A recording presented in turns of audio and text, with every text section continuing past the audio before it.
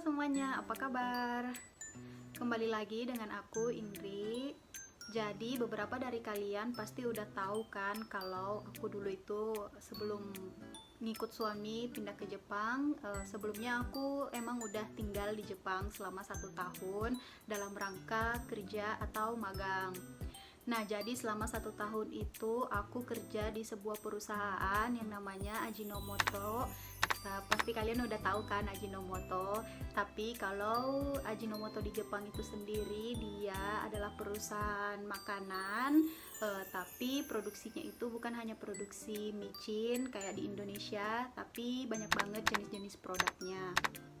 Nah, jadi selama 1 tahun itu aku kontrak sama Ajinomoto, kerja di tempat mereka.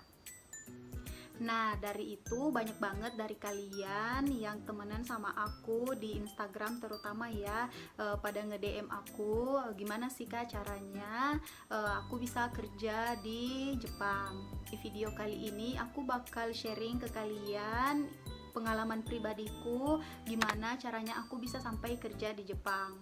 Bagi kalian yang baru di channel ini, halo, kenalin, namaku Indri. Jadi sekarang aku itu tinggal di Jepang bersama dengan suamiku. Suamiku orang Indonesia juga, aku juga orang Indonesia, dan kami merantau di Jepang.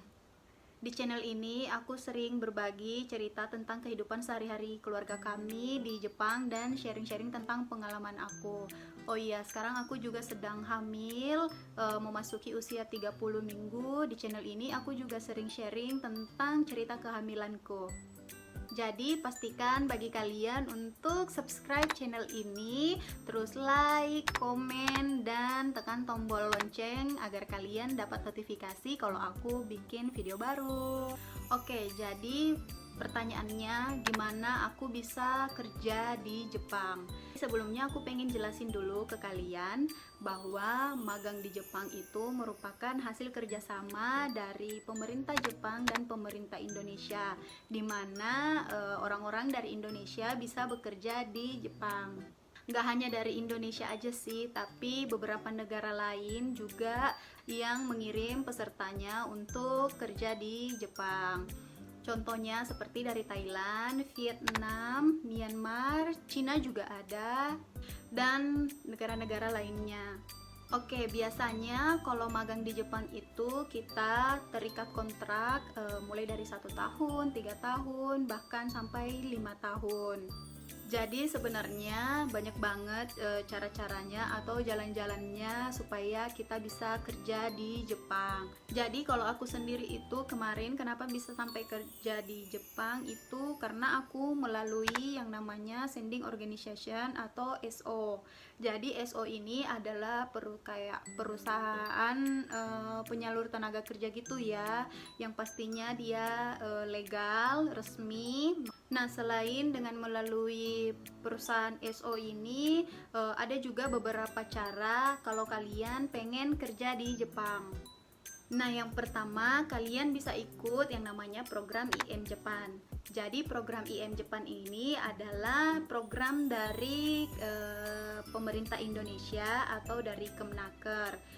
Karena ini dinaungi langsung dari Kemenaker, jadi ibarat kata kalau kayak sekolah gitu ya, program IM Japan ini adalah sekolah negeri. Sedangkan kalau aku yang melalui dari perusahaan itu adalah sekolah swasta.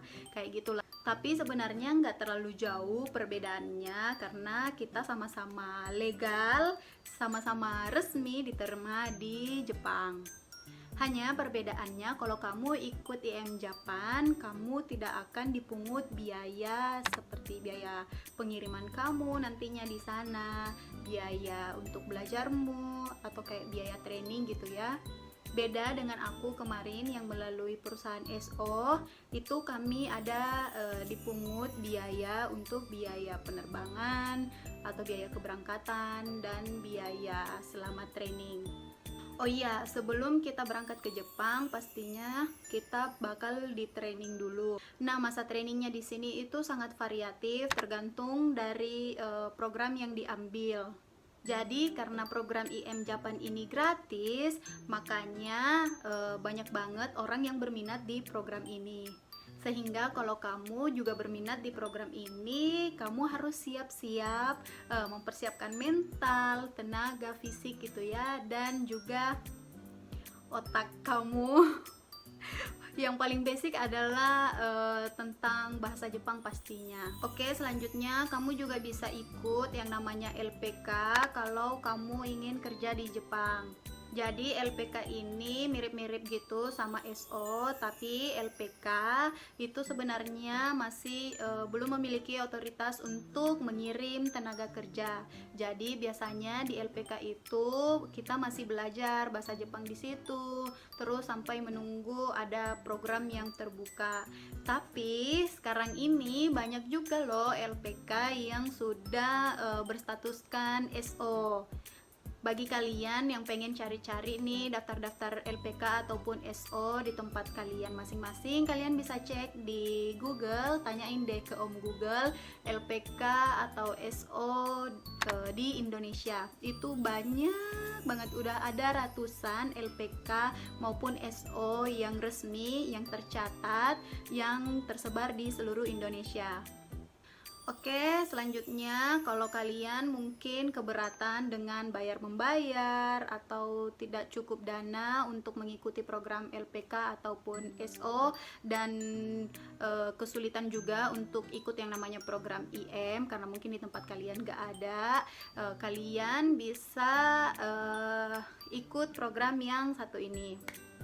Nah, program selanjutnya yaitu kalian bisa magang ke Jepang dengan cara masuk di perusahaan Jepang. Kenapa demikian? Karena biasanya perusahaan-perusahaan dari Jepang yang ada di Indonesia itu mereka ada program untuk mengirimkan beberapa tenaga kerja mereka untuk magang atau kerja langsung di Jepang. Jadi kayak mau dibilang istilah pertukaran tenaga kerja kayak gitu ya, pertukaran pegawai. Karena berdasarkan pengalaman aku dulu waktu di training center, aku ketemu sama teman-teman yang dari perusahaan otomotif, suatu perusahaan otomotif yang ada di Indonesia ya, tapi dia itu sebenarnya perusahaan induknya ada di Jepang. Dan perusahaan ini secara aktif mengirimkan tenaga kerja mereka yang dari Indonesia untuk magang langsung di Jepang. Nah, pastinya program ini gratis karena kenapa? Kamu ibaratnya udah masuk, kamu udah menjadi karyawan mereka, jadi semua kebutuhan kamu itu dibiayain oleh perusahaan kamu. Malahan program seperti ini itu sangat menguntungkan karena setelah masa magang kamu di Jepang udah habis, tapi kamu status kepegawaian kamu di perusahaan tersebut itu belum tentu selesai juga gitu loh, masih tetap bekerja di perusahaan ini. Jadi ya untung banget loh kalau kamu bisa dapat yang program satu ini. Oke, selanjutnya kalau kamu juga masih terkendala dengan masalah finansial, kamu bisa ikut program LPK lagi, tapi coba kamu tanyakan ke LPK yang kamu tuju, apakah di LPK mereka tersebut itu menyediakan yang namanya kayak sistem koperasi. Jadi kayak sistem koperasi yang dimaksud di sini adalah biasanya ada kebijakan dari masing-masing LPK untuk mengirimkan pesertanya hingga sampai kerja di Jepang, tapi pembayarannya itu bisa dicicil. Jadi sambil kamu kerja, baru pembayaran kamu itu bisa kamu cicil, hingga kamu tidak akan diberatkan oleh urusan biaya di depan atau di sebelum keberangkatan. Nah, hal yang seperti ini tuh pengalaman dari senpaiku terlebih dahulu. Jadi mereka itu bahkan belum membayar di saat sebelum keberangkatan, tapi mereka membayarnya itu pada saat mereka udah ada di Jepang. Mereka bayarnya tuh secara nyicil-nyicil gitu loh. Jadi ya enak banget kan. Jadi itulah tadi ada beberapa cara yang bisa kamu coba atau yang bisa kamu pilih-pilih sesuai dengan kondisi kamu masing-masing. Kalau kamu memang berniat atau punya kegigihan untuk kerja di Jepang.